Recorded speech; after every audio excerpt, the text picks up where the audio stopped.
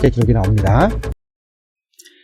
자, 이 얘기는 뭐냐면 신라가 자 바로 평원태양 4년 562년에 신라 수도 금성역이 있습니다. 대가야 고령역이 있고요. 이 대가야를 신라가 드디어 공경을 해서 점령을 했다는 얘기죠. 근데 사람들이 다 순수하게 항복을 했습니다. 오늘 공격이 있어갖고요. 한 10분 동안 복구하느라고 제가 무척 애를 썼습니다. 또 여러분들이 이렇게 들어와 주셔서 감사드려서 이어서 오늘 준비한 거 계속 방송하도록 하겠습니다. 자, 이렇게 4년에 신라가 대가야를 정복했습니다. 평원태양 4년에 신라의 힘이 점점 커진 거고, 신라 입장에서는 외와 대가야라는 두 개의 혹 중에 드디어 대가야가 정복됨으로써 하나의 혹이 없어진 거라고 보면 되겠습니다. 평원태양 7년 1월 원을 태자로 세우다. 왕자 이름이 원이에요. 원. 7년 평원태양 7년 565년 봄 정월에 왕자 원 훗날의 영양태양입니다. 이분이 원을 세워 태자로 삼았다. 19년 북주가 책봉원을 바치다. 자, 고구려 봉기 19년 평원태양 19년입니다.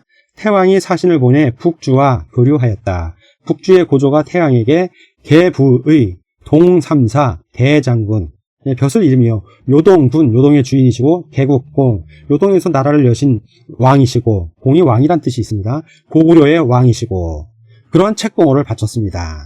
자, 북주 이 해에 지금 577년이죠. 이 해가 무슨 해입니다. 자, 북이가 서희하고 동이로 갈렸고 동이가 먼저 북제가 되고요. 서희가 북주가 됩니다. 자, 북제는 550년, 북주는 557년 건국을 했는데 북제가 577년에 망해요. 누구에게 망한다? 북주가 멸망시킨 겁니다. 북주가 지금. 그래서 북주는 서희의 후신이고요.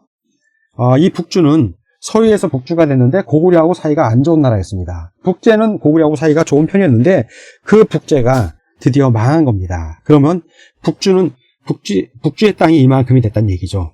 자, 고구려하고 사이가 안 좋았던 북주가 영토가 넓어졌다는 얘기. 또 하나 북제가 망하는데 고구려가 지원을 못했다는 얘기입니다. 그 얘기는 고구려 입장에서 우리가 유추할 수 있죠. 백제도 시시탐탐 고구려를 노리고 있죠. 신라도 이제 대가야를 점거를 했으니 대놓고 노릴 수 있죠. 전선이 백제의 전선이 있죠. 고구려에 있죠. 한반도에도 전선이 있죠. 군사가 이렇게 나뉘어 있는데 북제가 망한다고 해서 여기에 도와줄 여력이 없었던 거예요. 일로 주적군을 보내면 백제는 특히 신라가 치고 올라올 가능성이 있기 때문에 고구려가 못 막아낸 겁니다. 자, 이렇게 지도를 보면 이 당시 정치 상황 이게 다 보여요. 대륙에 있는 그 지명을 갖고 이렇게 고구려 태왕님들의 영토를 이렇게 그려보면 이 당시 상황이 왜 이렇게 되는지가 훤히 보입니다. 수나라가 훗날 왜 고구려하고 전쟁할 수밖에 없는지가 그냥 지도를 보면 딱 보입니다. 다음 평원태양 23년 12월 수가 책봉호를 바치다. 23년 12월에 사신을 보내 수와 교류하였다. 수 고조가 태왕에게 대장군 요동군공 책봉호를 바쳤다. 자, 이 수나라 드디어 수나라가 나오죠. 북주의 후신이고요. 북주의 다음 나라라는 얘기예요. 581년부터 618년까지. 이게 몇 년 안 있던 나라들이에요. 한 38년 요 정도. 대륙 서쪽을 통일합니다. 드디어 수나라가. 자, 581년 선비족 양견 수나라 문제입니다. 북주의 어린 임금인 정제로부터 선양받아. 이 선이 받았다는 얘기예요. 선이 같은 말입니다. 선양받아 세우는 나라이다. 즉위 후 장안을 도읍으로 정하였다. 이 장안 고구려의 장안 아니죠. 이 장안 수나라의 장안은 서안으로 봅니다. 서안. 자, 수나라 시절 만든 영제거 통제거가 나오는데 이게 역사를 하도 뻥을 튀기니까 이런 내용이 나오는데 좀 이따 설명하기로 하고요. 자, 먼저 지도를 좀 보겠습니다. 북주가 북제를 정복을 해서 북제는 지금 없고요.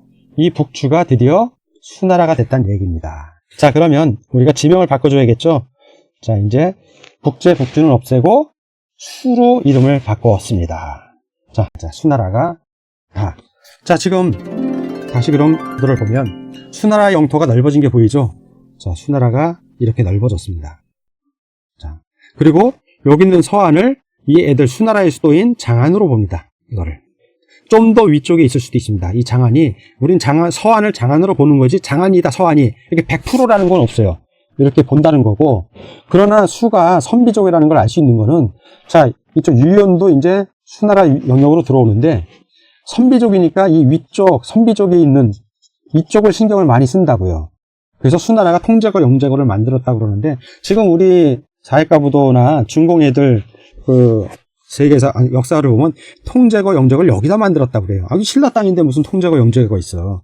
그럼 박사님 통제거 영제거는 진짜 어디 있어요? 자, 이들은 아까 설명드렸지 선비족을 중요시 여긴다고 그랬습니다. 그러면 선비족과 왔다 갔다 하는 길목이 있는 그쪽에 통제거 영제거를 만들었을 겁니다. 황하가 있고요. 이쪽에 통제거 영제거를 만든 게 지도에 그대로 나옵니다. 이거는 제가 처음 주장한 건 아니고요.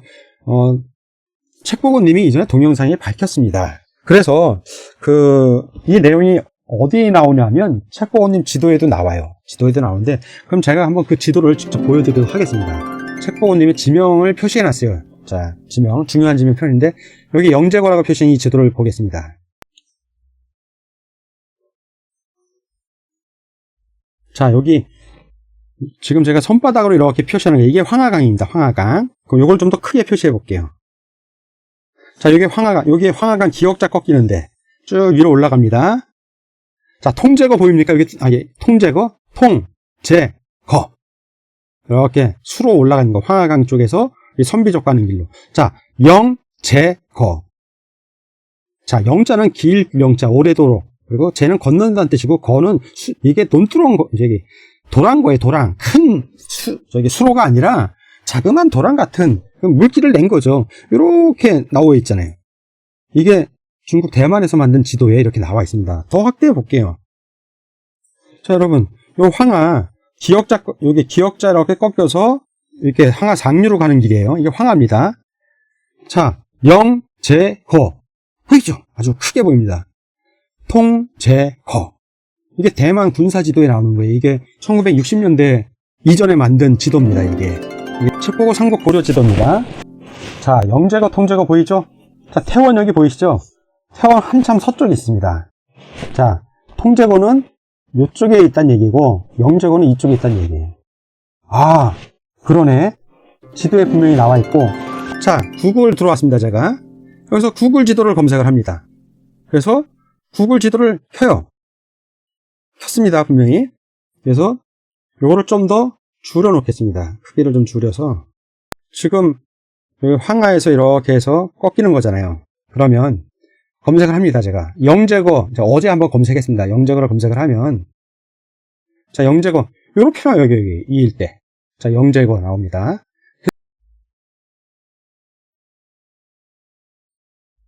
자, 여기가 영제거입니다. 이게 여기 이렇게 지금 황하에서 이렇게 물길 올라가는 거 보입니까? 이렇게 이런 식으로. 이게 영제거예요. 자, 요건 통제거입니다. 예, 이게 통제거 보이죠? 이게 통제거하고 관련된 곳들이에요. 예, 통제하고 관련된. 지금도 지명이 남아 있습니다.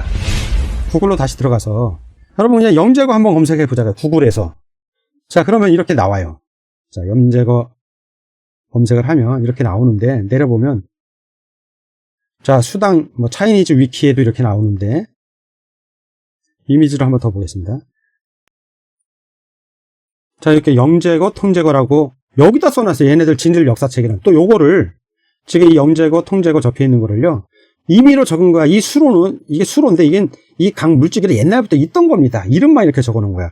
이걸 그대로 국사 편찬위에서 가져왔고 우리나라 세계사 부도에 이걸 그대로 넣은 거예요. 세계사 역사 부도 보면 영제거, 통제거를 중국 애들이 주장한 거 그대로 넣었습니다. 아니, 지도책하고 구글에는 저 황하 상류 아주 언저리에 조그맣게 나오는 걸 이렇게 뻥을 튀겨놓은 거야. 말이 안 되죠, 지금. 이게 말이 안 되네. 이게 고구려하고 백제 신라 땅에 거쳐서 이게 있다? 있을 수가 없죠. 여기는 고구려 백제 신라 땅인데. 자, 여기 동영상 보이나요? 이거 지금 영제거를 구글에서 지금 검색했는데 나와요. 이거 펴보면 책보원님이 수양제 대운하 실제일치 최대의 거짓말, 이거 나오는 거예요. 이 내용이 이미 예전에 다 했던 겁니다. 2022년 8월 27일에 벌써 3년 전에 한 방송이에요. 자, 여기에 이제 영제거, 통제 지금 제가 한 얘기 이미 그때 하셨고요. 그리고 각종 역사 사설을 통해서 증명을 지금 하시는데, 우리나라 국사는 이런 식으로 지금 알려주고 있다는 얘기를 하시는 거고요. 영제거, 통제거 바로 여기에 황하, 엉터리, 역사 조작한다는 얘기 하시는 거예요. 자, 고구려 백제 신라 이렇게 있었고, 자, 이렇게 이미 다 증명해 놓은 거라 제가 이런 거에 대해서는 여러분들이 질문을 하거나 반대되는 글이 올라오면 반박을 안 해요. 그냥 책보고님 동영상 보시면 다 나오니까. 지금 수나라가 그렇게 큰 나라가 아니라는 거. 예, 대륙을 전부 지배한 나라가 아니라 태양산맥 서쪽의 일부, 대륙의 서쪽을 지금 정복을 해서 가져갔던 거예요. 그러니 대륙의 동부까지 갖고 싶으니 전쟁을 안 할 수가 없죠. 본인이 천자라는 걸 얘기해야 되니까. 자, 평원태양 28년입니다. 28년. 장안성으로 도읍을 옮기다. 고구려가 뭔가 전쟁 위기의식을 느낀 거예요. 수나라가 지금 북제, 북주 다 먹었죠. 이제 진나라를 계속 공격하고 있잖아요. 그러니 고구려 입장에서는 신라는 계속 커져 나오고 전선을 계속 여러 군데로, 대국이 되면 전선을 줄이려고 그래야 되는데 고구려가 지금 대국임에도 불구하고 전선이 여러 개로 나뉘고 있어요. 그만큼 천자의 영향이 작아졌다는 얘기고, 그러면 변경항에서 가까운 수도를 좀 내륙으로 옮길 필요성이 발생하죠. 그래서 28년, 평원탕 28년에 도읍을 장안성으로 옮겼다. 그 장안성 여기 있죠. 장안성. 자, 지금 현재의 수도는 이게 안평입니다. 안평. 자, 이 안평. 여기였다가 이 안평에서 장안으로, 이 장안선으로 수도를 옮긴 거예요. 자, 이 장안성으로. 뒤로 후퇴했잖아요. 그만큼 고구려의 국력이 약해졌거나 아니면 주변국이 점점 강성해졌다는 뜻이죠.